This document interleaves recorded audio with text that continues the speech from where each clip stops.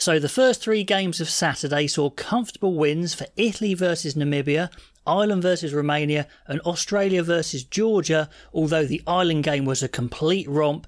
Italy in the middle there, and Australia, slightly competitive, but Australia were never losing that game. So I think the one I'm going to go in for a main match report on is the Australia-Georgia game, because that was the one that was competitive at least. The other 2 were blowouts, but I'll definitely comment on those as a whole. Now the Australia-Georgia game, I think the most important thing is bonus point for Australia. They've got into the tournament, they tried a few things, most notably Ben Donaldson playing 15 and goal kicking instead of Carter Gordon. He does look a bit straighter off the tee. It gives them a bit of a dilemma that if they play him at 15, that means that Kellaway can't play 15, who I think is probably their best 15. So what do? The wingers are probably going to be Kurumbetti and now Aquanatawase. I mean, he looks absolutely phenomenal. Probably one of the best wingers in the world at the moment, I'd say. Strong, quick, great in the air, cover tackles. He had a really good game. Good to see Samu Kerevi fully fit. That's important. He looked really sharp, actually. That was brilliant. And like I said, Donaldson looked very good at fullback. Now, there was a bad concussion to McDermott, so that could put him out for a while, actually. And when White came on, he looked like a guy who wanted to get his place back. He looked very assured, some good tactical kicks. So if he starts, that's not a problem. He's a really good player and probably is the better player of the 2 from what we've seen in the warm-ups and the little of this game. Now, in the first half, it looked like Australia might run away with this. They were playing fast, heads-up rugby. Georgia actually do try and run from deep, which is quite interesting. They do have some quick players, especially in their back 3. And we know Niniashvili is very, very exciting, although he did throw away the ball a couple of times in the second half as they got a bit reckless. But those wingers are very quick as well. But in the first half, the Georgians, well, they were disappointing. I mean, Georgian fans, let me know if you agree here. They looked like they were lumbering around a bit. The front rowers seemed to just kind of get in the way. Their line speed and defence dropped off a cliff, I thought, in the forwards towards the end of that first half. And I thought, oh, they're in big trouble here. But then they seemed to wake up in the second half after their first try. So can you help me, Georgian fans? Is this something they do? Why did that happen? I'm not sure, because when they woke up, it was a really good contest, even though Australia were better. They had more talent all round. The scoring in the first half went to a try to Jordan Pataya. Interesting using the big man now, Aquanatawase, on first phase. We'll probably see that quite a lot in this World Cup with big wingers taking it up as well as the 12s. Kerevi took the ball up an awful lot more than the wingers, but it's interesting to see wingers come in as well. Carter Gordon gets caught, so it's a penalty, so it's 5-3 early on. Kurumbetti with a searing break on 9 minutes, although he wasn't quite as influential as now Aquanatawase. But anyway, that break creates disarray, and it is a try for now Aquanatawase, 12-3. Then a big Australian scrum. Big power from Kerevi, nearly creates a score, but it is at least a penalty, 18-3, and then a high tackle penalty, 21-3. And that was on 21 minutes, and the rest of the second half was really very slow, uneventful, until a simply ridiculous yellow card from the winger, Modibadze, playing the scrum half, even when the ref was right there telling him what's going on. That was crazy, didn't help them. But in the second half, when they were down to 14 men, the Achilles heel of Australia kicked in for a little bit with streaks of penalties. It wasn't too bad in this game, but they did go on a bit of a streak of penalties.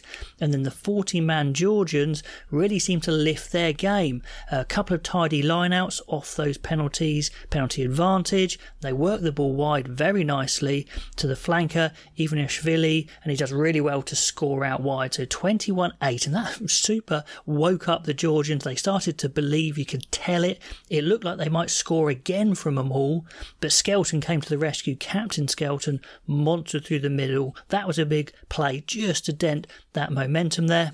Now the next try you can only describe as pretty funny.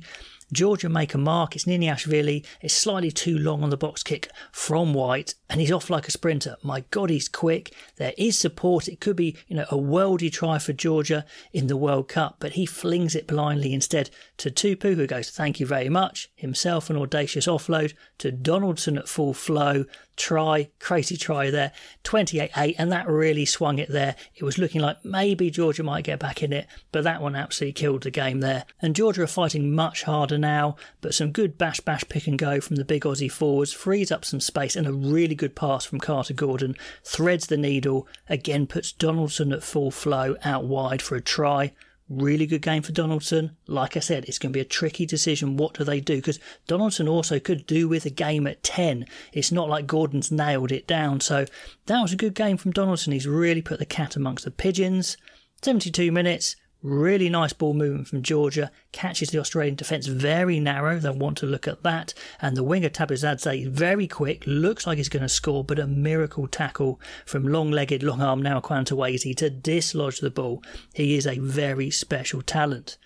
And then just at the end there, a well-deserved score for Georgia for their pace and tenacity in the second half. They're picking up the pace from an Australian penalty tap and go, and then they pick and go and they roll over 35-15. So yeah, a decent game in the end. Australia were never really going to lose, but Georgia, if they can start with that tenacity, could definitely play a lot better and get a lot closer in that pool. But anyway, good start for Australia. Then on to Ireland versus Romania, 80-8, an absolute destruction. Although Romania, they score first, which kind of wakes Ireland up as well. So that actually creates a really exciting game. But Ireland, they were always going forward. Their ruck speed in general was crazy fast. Romania just couldn't slow them down. And sides know that against Ireland, if you don't slow them down, they've got that multi-layered attack, lots of options inside, outside, offloads. They look really, really great. But if you can slow them down, you can strangle them. Don't look quite as great as no one would. But in this game, the ruck speed was insane. And they didn't even convert everything. They did make quite a few handling errors. Hot day, sweaty day as it was for all those games. But yeah, 82 points. Some world-class interplay, you would say. But obviously the opposition is going to be a lot harder. Perfect first game back for Sexton, for sure. And straight away showed his generalship, showed his leadership in attack. He's got great passing range. He's got great passing timing. That is for sure. And he looked fresh, as he would. And he trundled over for a couple of tries, actually. So really good game for Sexton getting back into it. And it was just good practice. It sounds harsh on Romania, but it was essentially opposed practice. Bundyaki, he really caught the eye. He's definitely in his best shape ever, isn't he? Power, pace, good hands too. Like I said before, I think he definitely starts at 12. Dare I use the term world-class 12? I think so, actually. Another eye-catcher, I thought Joe McCarthy, the youngster in the second row. Confident, quick, but also physically looks to have it. He looked like he really wanted to make a charge for that 23. I don't think he's getting in the starting 15, though. And again, plenty of classy touches from Hugo Keenan. Herring looked good as well. Good darts in the line-out. So a good day all round. A good run-out. Massive bonus point win, of course. Romania, that was a tough one to take. But again, Ireland build up nicely. They don't play the big two, Ireland and Scotland, or Scotland and South Africa, I should say, until the end of their pool. So they are building nicely. And Irish fans are terrified of Ireland peaking too soon. And I think they're timing it very well. Let's see if it's going to be good enough when those big guys hit. Now, the Italy and Namibia game I couldn't watch with as much detail, but 52-8, it built gradually. It looked like it was a bit of a struggle to start with, but they definitely broke Namibia in the end and ran away with it. They'll definitely give the All Blacks and France a good crack, I think Italy will, but I don't see enough there to win.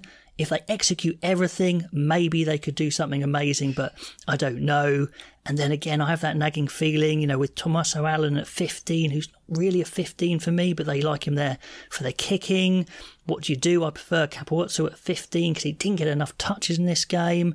But anyway, that's just a little thing that's in my head. But Uruguay next for Italy. They'll be riding high in confidence. I think they'll beat them again, so they're going to give a crack.